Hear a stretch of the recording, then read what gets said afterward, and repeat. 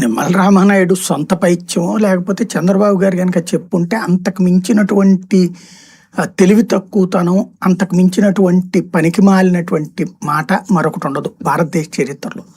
ఓ రకంగా చారిత్రక తప్పిదం చేసినట్టు.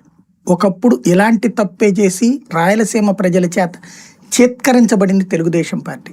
మొన్నటిసారి జగన్ ఏదైతే బీసీలకి సీట్లు ఇస్తూ చేసుకొచ్చినటువంటి నిర్ణయాలతో కడుపు రగిలి దెబ్బ కొట్టారు తప్పించి రాయలసీమలో ఇప్పుడు 2014లో 19లో రాయలసీమ ఓ రకంగా జగన్ వెంట నిలబడింది. ఈవెన్ అంతకుముందు రాజశేఖర రెడ్డికి కూడా జగన్ వెంట రాజశేఖర రెడ్డి వెంట ఎందుకు నిలబడిందంటే రాయలసీమ విషయంలో, నీళ్ల విషయంలో తెలుగుదేశం ఏనాడు సరైనటువంటి నిర్ణయాలు తీసుకోకపోవడం వల్ల, అది ఎన్టీ రామారావు అయినా చంద్రబాబు అయినా సరే ప్రణాళికల్లో విఫలం అవడం వల్ల.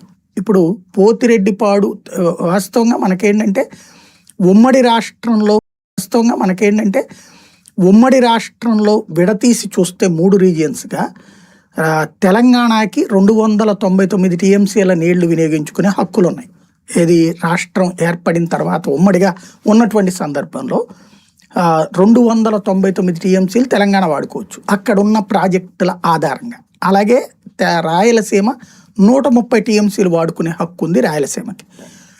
550 టీఎంసీల దాకా వాడుకునే హక్కు ఆంధ్రాకు ఉంది. ఇది ఒరిజినల్ లెక్క. నదీ పరివాహక నిబంధనల ప్రకారం అయితే మనం 600 టీఎంసీ